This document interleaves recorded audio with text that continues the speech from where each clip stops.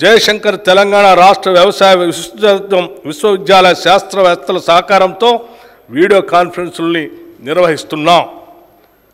కుట్రపూరితమైన ఉద్దేశంతో గత ప్రభుత్వం చేసిన దుశ్చర్య ధరణి.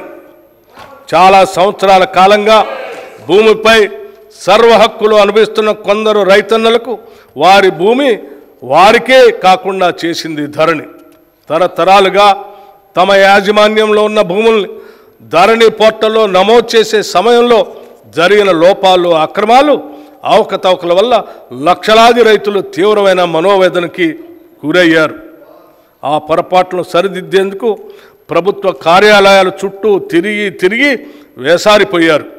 గత ప్రభుత్వం చేసిన తప్పులతో ఎంతోమంది వారి భూముల్ని అమ్ముకోలేక పెళ్ళిళ్లకు, పిల్లల చదువులకు మరియు కుటుంబ అవసరాలు తీర్చుకోవటానికి నానా అగచాట్లు పడ్డారు. లోపభూయిష్టమైన ధరణి నిర్వహణ వల్ల చాలామంది రైతులకి అందవలసిన రైతు బంధు, రైతు బీమా వంటి ప్రభుత్వ పథకాలు కూడా అందక నష్టపోయారు.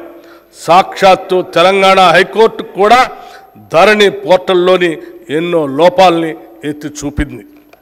ప్రజలకు ఇచ్చిన హామీ మేరకు మా ప్రభుత్వం ఏర్పడిన తర్వాత జనవరి 2024లో ధరణి పోర్టల్ అమలు కారణంగా వచ్చిన సమస్యల్ని అధ్యయనం చేయడానికి ఒక కమిటీని నియమించింది. ఆ కమిటీ సూచనల మేరకు మొదటి దశలో పెండింగ్లో ఉన్న దరఖాస్తులను పరిశీలించి పరిష్కరించడానికి స్పెషల్ డ్రైవ్ను ఈ సంవత్సరం మార్చి 1 నుండి మార్చి 15 వరకు జిల్లా కలెక్టర్ల ఆధ్వర్యంలో చేపట్టాం. మార్చి 1, 2024 నాటికి 2,26,740 దరఖాస్తులు పెండింగ్లో ఉండగా 1,22,774 కొత్త దరఖాస్తులు వచ్చాయి. మొత్తంగా ఉన్న 3,49,514 దరఖాస్తుల్లో మార్చి 1 నుండి నేటి వరకు 1,79,143 దరఖాస్తుల్ని పరిష్కరించాం. నేటికి ధరణిలో 35 లావాదేవీలకు సంబంధించిన మాడ్యూల్ని, 10 సమాచార మాడ్యూల్ని అందుబాటులోకి తీసుకురావడం జరిగింది. ఈ మాడ్యూళ్ల వల్ల క్షేత్రస్థాయిలో ఎదురవుతున్న ఇబ్బందులకు కొంతవరకు పరిష్కారం లభిస్తుంది.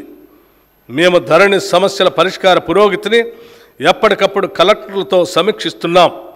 ధరణి కమిటీ పూర్తి అధ్యయనం అయిన తర్వాత శాశ్వత పరిష్కార దిశగా తగిన చర్యలు తీసుకుంటాం.